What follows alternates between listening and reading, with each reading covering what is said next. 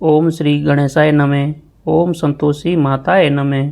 प्रिय भक्तों, शुक्रवार का पावन दिन संतोषी माता की आराधना के लिए समर्पित माना जाता है। माता संतोषी अपने नाम के अनुरूप संतोष, सुख, शांति और समृद्धि प्रदान करने वाली देवी है। जो भक्त सच्चे मन, श्रद्धा और विश्वास के साथ माता का व्रत करता है, उसके जीवन के दुख, दरिद्रता और बाधाएं धीरे धीरे दूर होने लगती है। अब आइए श्रद्धा और भक्ति के साथ संतोषी माता की पवित्र व्रत कथा का श्रवण करते हैं। बहुत समय पहले एक गांव में एक वृद्ध महिला रहती थी। उसके 7 पुत्र थे। उनमें से 6 पुत्र मेहनत करके धन कमाते थे, जबकि सबसे छोटा पुत्र अत्यंत सरल स्वभाव का था। वह किसी प्रकार का व्यापार या नौकरी नहीं करता था। उसकी इसी बात के कारण परिवार के लोग उसे निकम्मा समझते थे। वृद्धा अपने 6 बेटों को बहुत आदर और प्रेम से भोजन कराती थी। उनके लिए अलग अलग प्रकार के स्वादिष्ट व्यंजन बनाए जाते थे, लेकिन सबसे छोटे पुत्र के लिए वह कभी विशेष ध्यान नहीं देती थी। जब सब लोग भोजन कर लेते, तब जो कुछ बच जाता वह उसे खाने के लिए दे दिया जाता। छोटा पुत्र बहुत भोला था। उसे अपनी माता के व्यवहार पर कभी संदेह नहीं हुआ। वह सोचता था कि उसकी माँ उससे सबसे अधिक प्रेम करती है। एक दिन वह अपनी पत्नी के पास बैठा था। बातचीत के दौरान उसने मुस्कुराते हुए कहा, देखो, मेरी माता मुझे कितना चाहती है। मैं चाहे कुछ भी न करूं, फिर भी वे मेरा पूरा ध्यान रखती है। उसकी पत्नी यह सुनकर कुछ क्षण मौन रही, फिर धीरे से बोली, स्वामी, आप बहुत सरल हृदय के हैं, इसलिए आपको वास्तविकता का पता नहीं चल पाया है। पति ने आश्चर्य से पूछा, क्या मतलब? क्या तुम कहना चाहती हो कि मेरी माता मुझसे प्रेम नहीं करती? पत्नी ने उत्तर दिया, मैं आपकी माता के बारे में कुछ गलत नहीं कहना चाहती, लेकिन जो भोजन सबके बाद बच जाता है वही आपको दिया जाता है। आप स्वयं में देखकर सत्य जान सकते हैं। छोटे पुत्र को पत्नी की बात पर विश्वास नहीं हुआ। उसने कहा, जब तक मैं अपनी आंखों से न देख लूं, मैं इस बात को नहीं मान सकता। पत्नी बोली, तो फिर उचित समय आने पर स्वयं देख लेना। कुछ दिन बाद एक बड़ा पर्व आया। घर में विशेष पकवान बनने लगे। तरह तरह की मिठाइयाँ बनाई गई। घी से बने व्यंजन और चूरमे के लड्डुओं की सुगंध पूरे घर में फैल गई। छोटे पुत्र ने सोचा कि आज सत्य का पता चल जाएगा। उसने सिर दर्द का बहाना बनाया और रसोई घर के एक कोने में चादर ओढ़कर लेट गया। बाहर से देखने पर ऐसा लग रहा था जैसे वह सो रहा हो, लेकिन वास्तव में वह सब कुछ ध्यान से देख रहा था। थोड़ी देर बाद उसके 6 भाई भोजन करने आए। उसकी माता ने बड़े प्रेम से उनके लिए आसन लगाए, उन्हें विविध प्रकार के व्यंजन परोसे और आग्रहपूर्वक खिलाया। छोटा पुत्र यह सब देखता रहा। जब सभी भाई भोजन करके उठ गए, तब माता ने उनकी थालियों में बचे हुए लड्डुओं के टुकड़े और अन्य बचा हुआ भोजन इकट्ठा किया। फिर उन टुकड़ों को जोड़कर एक लड्डू बनाया और बाकी जूठन साफ कर दी। इसके बाद उसने छोटे पुत्र को पुकारा, बेटा, अब उठ जाओ, तुम्हारे भाई भोजन कर चुके हैं, आओ तुम भी भोजन कर लो। यह दृश्य देखकर छोटे पुत्र का हृदय टूट गया। जिस माता के प्रेम पर उसे गर्व था, उसी के व्यवहार का सत्य आज उसके सामने था। उसकी आंखों में आंसू भर आए। वह धीरे से उठा और बोला, माँ, मुझे भूख नहीं है, मैं भोजन नहीं करूँगा, मैं परदेश जा रहा हूँ। माँ बोली, कल जाता, आज ही चला जा। वह उसकी पत्नी के पास गया, जो गौशाला में उपले बना रही थी। पति को अचानक सामने देखकर वह चौंक गई। उसने पूछा, स्वामी, इस समय कहाँ जा रहे हो? तब वह बोला, मैं परदेश जा रहा हूँ, यहाँ अब मेरा मन नहीं लगता, पता नहीं कब लौटूँ, इसलिए तुम अपना ध्यान रखना। पत्नी की आंखें भर आई। वह बोली, आप जा रहे हो तो अपनी कोई निशानी मुझे दे जाइए, जिससे मैं आपको याद कर सकूं, और मेरी भी कोई निशानी अपने साथ ले जाइए, जिससे आपको मेरी याद बनी रहे। पति ने अपनी उंगली से अंगूठी उतारकर उसे दे दी और बोला, मेरे पास देने के लिए यही है। पत्नी ने मुस्कुराते हुए कहा, मेरे पास तो कुछ भी नहीं है। उस समय उसके हाथों में गोबर लगा हुआ था। उसने प्रेम से अपने हाथ की छाप पति की पीठ पर लगा दी और बोली, यही मेरी निशानी है। दोनों की आंखें नम थी। फिर वह प्रदेश की ओर चल पड़ा। कई दिनों की यात्रा के बाद वह एक बड़े नगर में पहुंचा। वहां एक धनी व्यापारी की दुकान थी। वह व्यापारी के पास गया और बोला, मुझे काम चाहिए। यदि आपको किसी कर्मचारी की आवश्यकता हो तो मुझे रख लीजिए। व्यापारी ने उसे ऊपर से नीचे तक देखा और पूछा, क्या काम कर सकते हो? युवक बोला, जो भी काम देंगे पूरी ईमानदारी से करूँगा। व्यापारी को उसकी बात पसंद आई और उसने उसे नौकरी पर रख लिया। युवक सुबह से रात तक मेहनत करने लगा। वह दुकान का हिसाब रखता, ग्राहकों से व्यवहार करता और पूरी लगन से काम करता। धीरे धीरे उसकी बुद्धिमानी और ईमानदारी की चर्चा पूरे नगर में होने लगी। व्यापारी उससे बहुत प्रसन्न रहने लगा।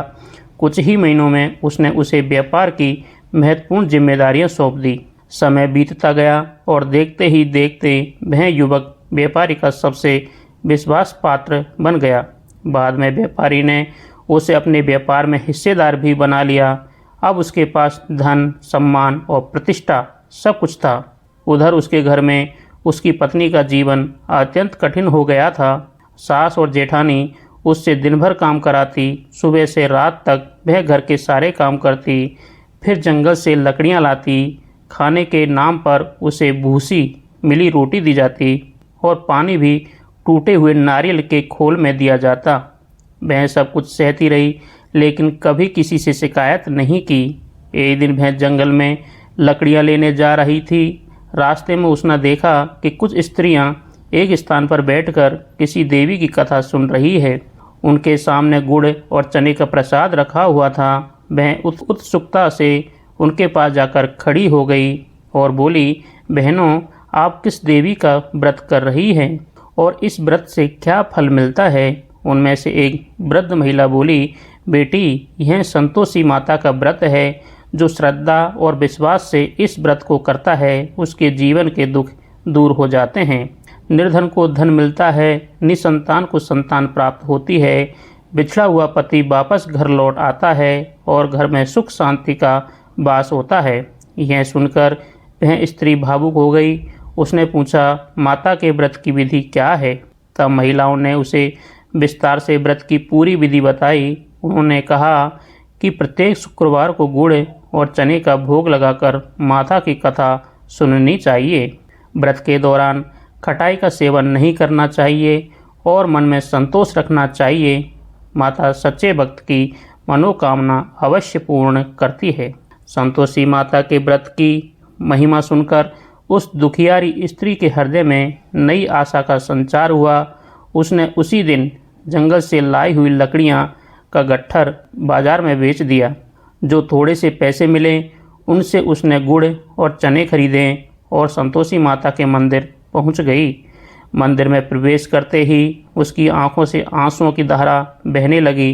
वह माता के चरणों में सिर रखकर बोली, हे जगदम्बा, मैं बहुत दुखी हूँ। मेरे पति परदेश में है, घर में मेरा कोई सहारा नहीं है। मुझे आपके व्रत की पूरी विधि भी नहीं आती, फिर भी मैं आपकी शरण में आई हूँ। कृपा करके मेरे दुखों का अंत कीजिए।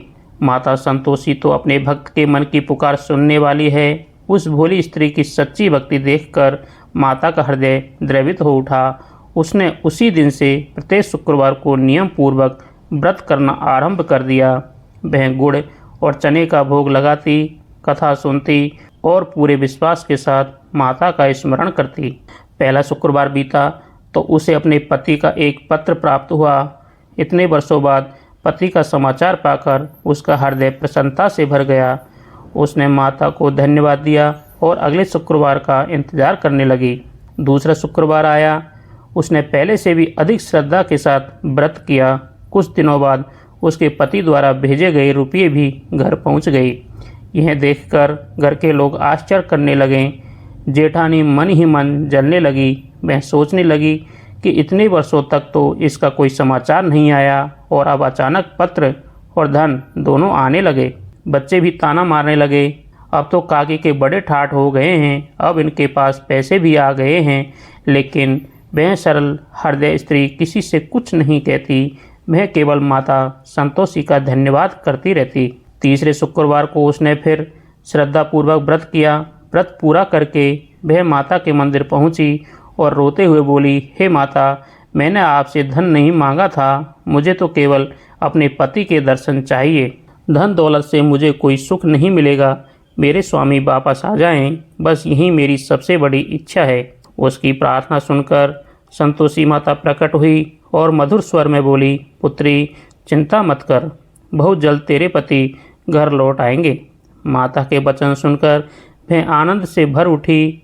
उसे विश्वास हो गया कि अब उसके जीवन के दुख समाप्त होने वाले हैं।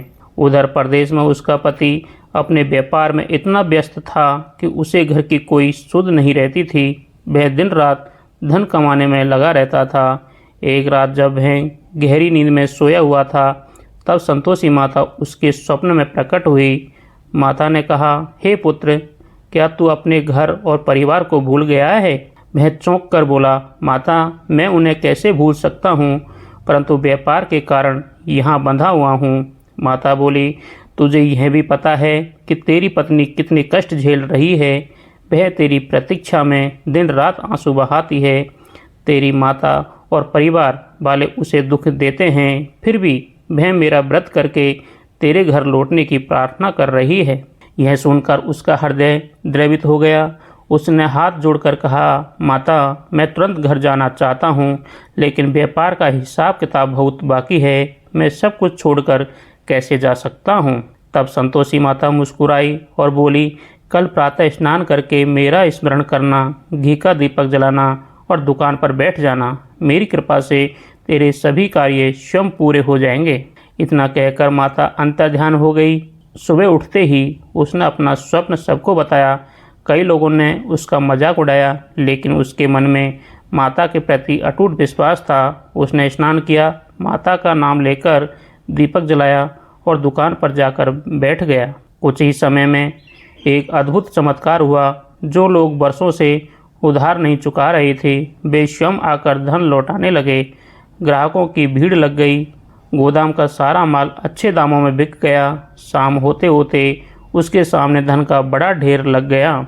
यह देखकर वह समझ गया कि यह सब संतोषी माता की कृपा है। उसने तुरंत घर लौटने की तैयारी शुरू कर दी। अपनी पत्नी और परिवार के लिए सुंदर वस्त्र, आभूषण और अनेक उपहार खरीदे और घर की ओर चल पड़ा। उधर संतोषी माता की कृपा से पति अपने नगर की ओर चल पड़ा और इधर उसकी पत्नी पहले की तरह प्रत्येक शुक्रवार को श्रद्धा और विश्वास के साथ माता का व्रत करती रही।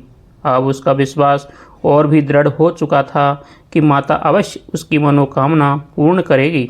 एक दिन वह जंगल में लकड़ियां लेने गई हुई थी। लौटते समय वह हमेशा की तरह संतोषी माता के मंदिर में पहुंची और माता के चरणों में प्रणाम करके कुछ देर बैठ गई। उसी समय उसे दूर से बहुत अधिक धूल उड़ती दिखाई दी। आश्चर्यचकित होकर उसने माता से प्रार्थना की, हे माता, यह धूल कैसी उड़ रही है? ऐसा लगता है जैसे कोई बड़ा काफिला इस ओर आ रहा हो।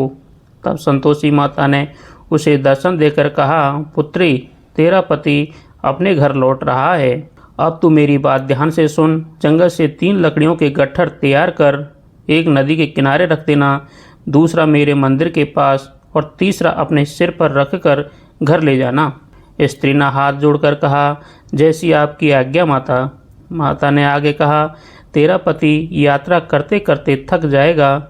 जब वह मंदिर के पास लकड़ियों का गट्ठर देखेगा तो कुछ देर विश्राम करने के लिए यहीं रुकेगा। उसके बाद वह घर की ओर जाएगा। तू भी उचित समय पर घर पहुंचना और आंगन में प्रवेश करते ही वही बातें कहना जो तू प्रतिदिन दुखी होकर सोचती है। स्त्री ने माता की आज्ञा मानी और वैसा ही किया जैसा माता ने कहा था। कुछ समय बाद उसका पति वहां पहुंचा। लंबी यात्रा के कारण वह बहुत थक चुका था। मंदिर के पास सूखी लकड़ियां देखकर उसने सोचा कि यहीं थोड़ा विश्राम कर लिया जाए। उसने कुछ देर आराम किया और फिर अपने गांव की ओर चल पड़ा। गांव पहुंचकर उसने सबसे पहले अपने परिवार वालों से भेंट की। सभी लोग उसे देखकर प्रसन्न हो गए। इतने वर्षों बाद वह अपार धन संपत्ति और वैभव लेकर लौटा था। उसी समय उसकी पत्नी भी सिर पर लकड़ियों का भारी गट्ठर उठाए घर पहुंची। उसने आंगन में लकड़ियां रखीं और ऊंचे स्वर में कहा, लो सासू माँ, जंगल से लकड़ियां ले आई हूँ। अब मुझे भूसी की रोटी दे दीजिए और नारियल के टूटे हुए खोल पानी भी दे दीजिए। और ये मेहमान कौन आया है? उसकी यह बात सुनकर उसका पति चौंक गया। उसे समझ नहीं आया कि यह स्त्री ऐसा क्यों कह रही है। सास तुरंत बाहर आई और बोली, बेटा, तेरा पति आया है, आप मीठा भात खा, श्रृंगार कर, नए कपड़े पहन। इतने में पति भी बाहर आ गया। उसने अपनी पत्नी की ओर ध्यान से देखा। बरसों के कष्ट और कठिन परिश्रम ने उसके चेहरे की चमक कम कर दी थी, इसलिए वह पहले तो उसे पहचान नहीं पाया, लेकिन तभी उसकी नज़र पत्नी के हाथ में पहनी हुई उसी अंगूठी पर पड़ी जो उसने परदेश जाते समय उसे दी थी। अंगूठी देखते ही वह सब कुछ समझ गया। उसने अपनी माँ से पूछा, माँ, क्या सचमुच मेरी पत्नी के साथ ऐसा व्यवहार किया जाता था? माँ कुछ भी उत्तर नहीं दे सकी। अब उसे अपनी पत्नी के सारे दुखों का एहसास हो गया। उसने निश्चय किया कि अब वह उसे कोई कष्ट नहीं होने देगा। उसने परिवार से अलग रहने का निर्णय लिया और दूसरे मकान की चाबी लेकर वहाँ चला गया।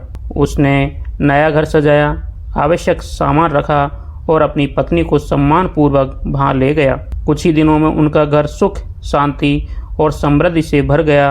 अब वह स्त्री बड़े आनंद से जीवन बिताने लगी। समय बीतता गया।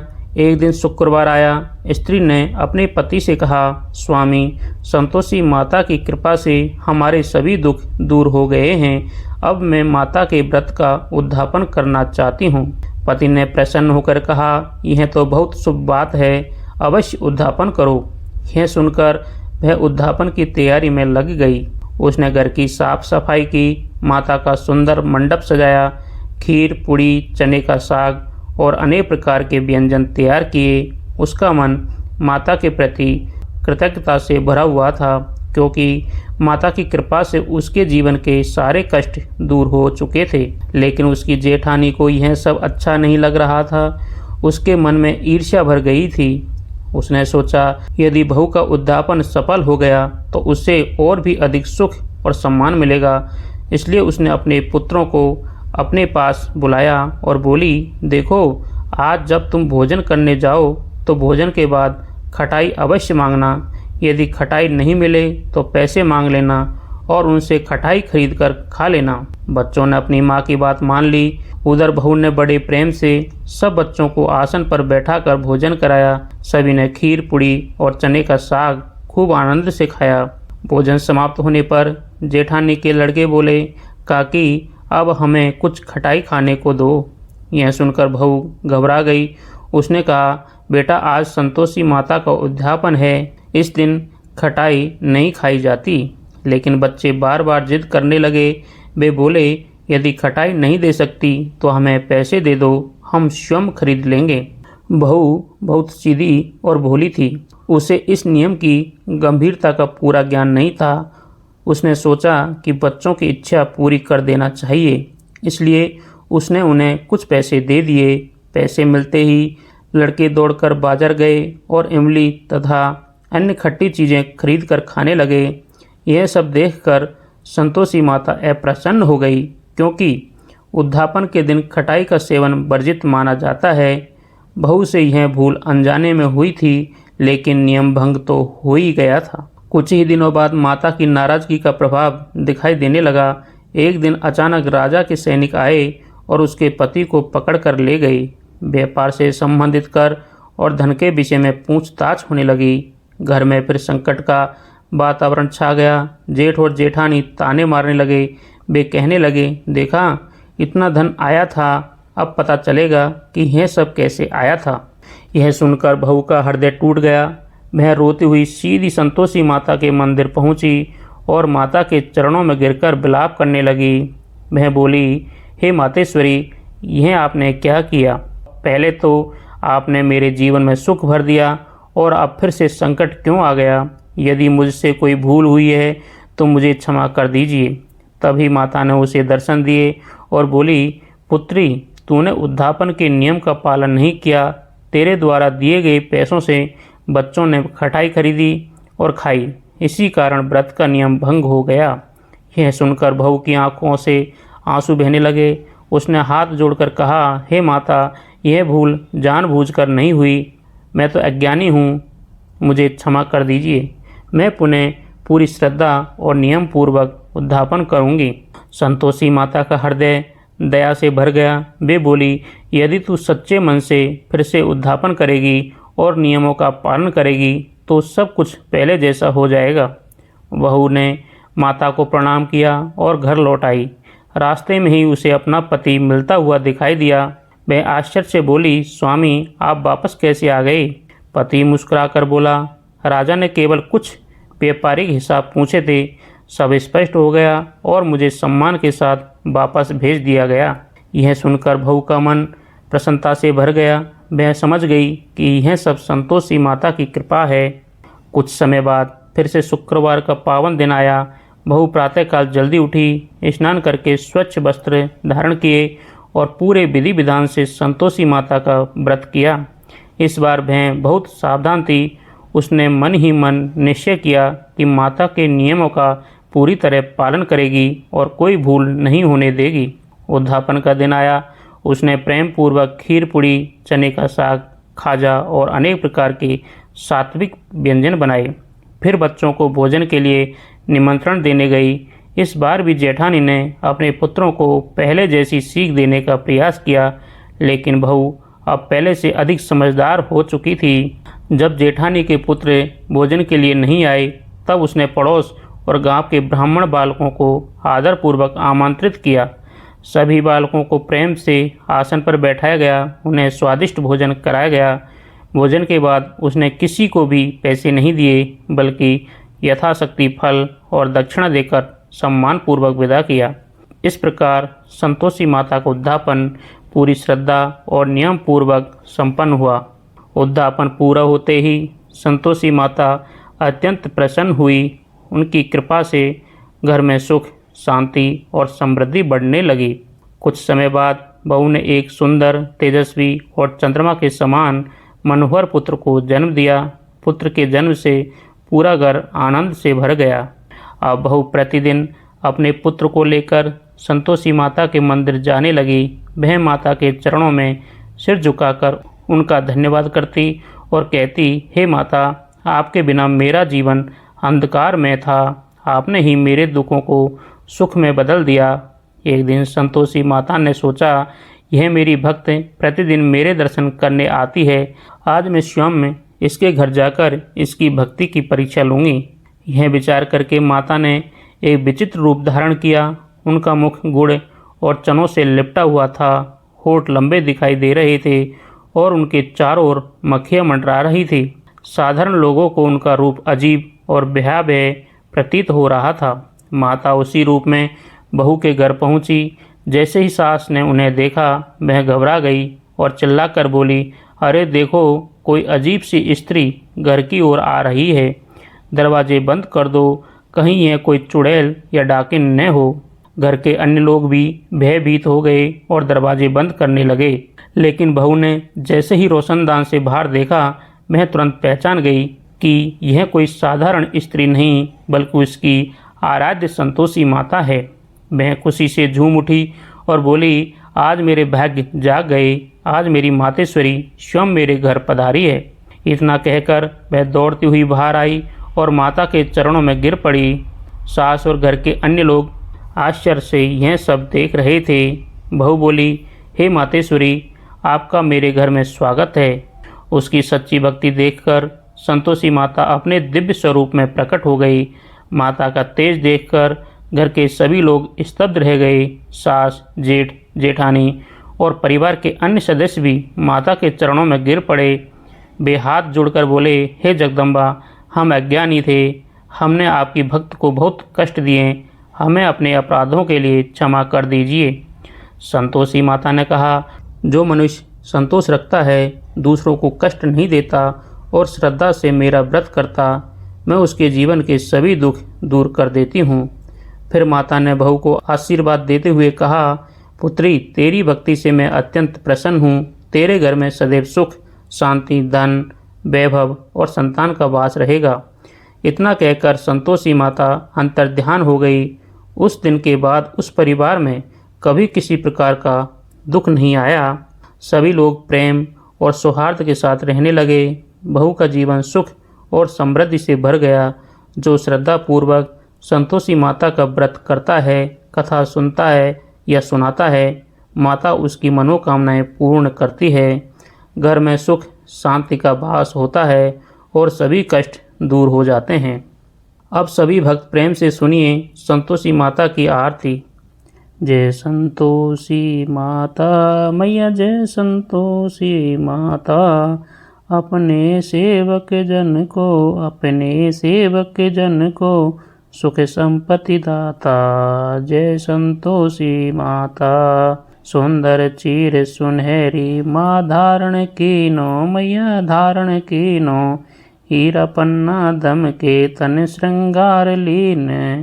जय संतोषी माता, लाल छटा कवि बदन कमल सोहे, मैया बदन कमल सोहे, मंद हसत करुणामयी, मंद हसत करुणामय, त्रिभुवन जन मोहे। जय संतोषी माता, स्वर्ण सिंहासन बैठी चवर डुरे प्यारे, मैया चवर डुरे प्यारे, धूप दीप मधुमेवा, धूप दीप मधुमेवा, भोग धरे न्यारे। जय संतोषी माता, गुण अरुचना परम प्रियता में संतोष कियो, मैया ता में संतोष कियो। संतोष कहलाई, संतोषी कहलाई, भक्तन बेव विधियो। जय संतोषी माता, जय शुक्रवार प्रिय मानत आज दिवस सोही, मैया आज दिवस सोही, भक्त मंडली छाई कथा सुनते मोए।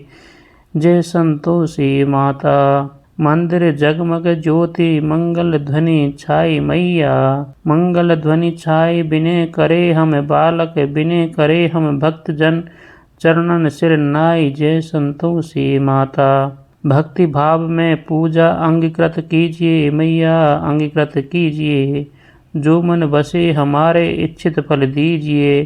जय संतोषी माता, दुख दरिद्र रोगी संकट मुक्त किए, मैया संकट मुक्त किए, बहुधन धन्य भरे घर सुख सौभाग्य दिए। जय संतोषी माता, ध्यान धरो जिस जन ने मन वांछित फल पायो, मैया मन इच्छित फल पायो, पूजा कथा श्रवण कर घर आनंद आयो। जय संतोषी माता, शरण गहे की लज्जा रखियो, जगदम्बे मैया रखियो, जगदम्बे संकट तू ही निवारे, दया मई अब अम्बे। जय संतोषी माता, संतोषी माता की आरती जो कोई नर गावे, मैया जो कोई नर गावे, रिद्धि सिद्धि सुख संपत्ति, रिद्धि सिद्धि सुख संपत्ति जी भर कर पावे। बे जय संतोषी माता, जय संतोषी माता, मैया जय संतोषी माता, अपने सेवक जन को सुख संपत्ति दाता। जय संतोषी माता, बोलो संतोषी माता की जय। जय जय संतोषी माता। सभी भक्तों पर माता की कृपा सदैव बनी रहे।